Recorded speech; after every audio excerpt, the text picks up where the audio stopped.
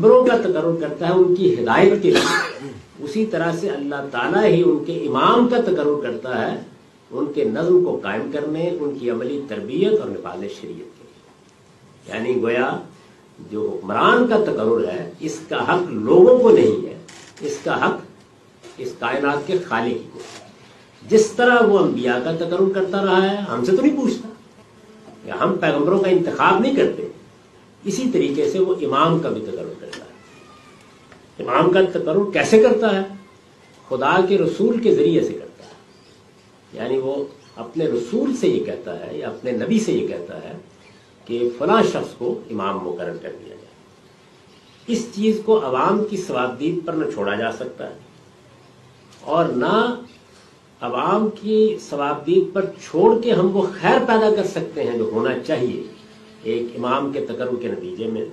اس وجہ سے شیعہ علم کلام میں امام نمائندہ الہی ہے، اور وہ جو حکومت قائم کرتا ہے وہ حکومت الہی ہے، یعنی وہ خدا کی حکومت ہے، اس میں عوام کا تقرر میں کوئی دخل نہیں ہوتا۔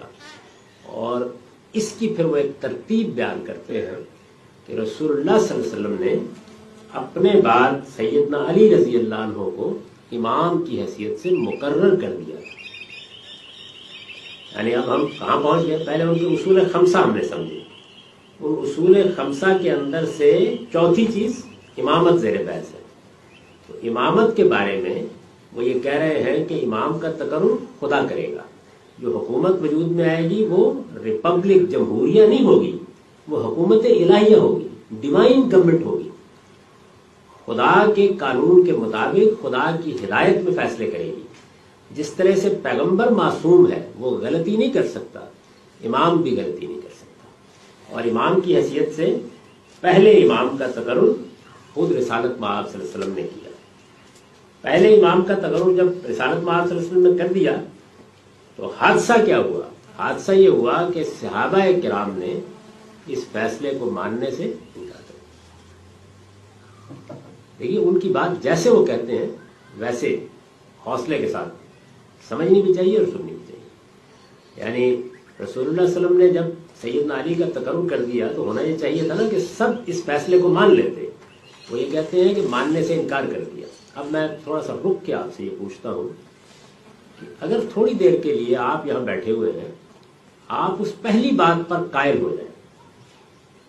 پہلی بات کیا ہے کہ امام کا تقرر لوگ نہیں کریں گے، اور بڑے کمی دلائل سے یہ بات معلوم ہو گئی کہ یہ بات تو ٹھیک لگتی ہے، اس لیے کہ اگر امام کا تقرر لوگ کریں گے تو اپنے جیسے ہی کا تقرر کریں گے۔ یعنی اس وقت یہی صورتحال ہے نا، ہم جس امام کا تقرر کرتے ہیں اس وقت پاکستان میں، معلوم ہے نا کیسا کرتے ہیں، تو امام کا تقرر لوگ کریں گے تو ایسا ہی کریں گے۔ اس کا تقرر کرنے کا حق ان کو ہونا ہی نہیں چاہیے، کیونکہ یہ تو خدائی معاملہ ہے، اللہ کی شریعت نافذ کرنی ہے، لوگوں کی مذہبی تربیت کرنی ہے، ان کو ایک خاص معیار پر قائم رکھنا ہے۔ اس لیے اللہ نے یہ فیصلہ کیا، کر دیا، اور رسالت مآب صلی اللہ علیہ وسلم کے ذریعے سے اس کا اعلان کر دیا۔ اگر آپ بھی یہ مانتے ہو تو جن لوگوں نے اس فیصلے کو نہیں مانا ان کے بارے میں کیا رائے کرنی چاہیے؟ ٹھیک ہے یہ بات؟ اچھا، جنہوں نے نہیں مانا ان کے بارے میں آپ جب رائے قائم کریں گے تو وہ رائے جو کچھ بھی ہوگی وہ کچھ کم سخت نہیں ہوگی۔ یعنی اگر میں بہت شائستہ الفاظ بھی استعمال کروں تو یہ کہا جائے گا نا کہ غصب کر دیا گیا، یعنی کم سے کم یہ لفظ تو بولا جائے گا۔ تو غاصب لوگوں کے بارے میں آپ کیا کریں گے؟ وہی کریں گے جس کو وہ تبرہ اور تولا کے لفظ میں بیان کرتے ہیں کہ جو حقیقی امام ہے اس کے ساتھ آپ کی غائب درجہ محبت ہونی چاہیے، اس کے لیے آپ اپنے جان مال قربان کرنے کے لیے تیار ہوں، کیونکہ وہ خدا کا مقرر کردہ ہے۔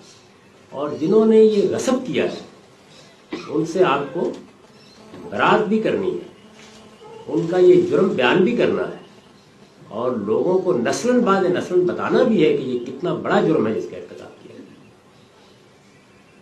میری بات واضح ہو گئی؟ ایسا ہی ہونا چاہیے نا، آپ بھی یہی کریں۔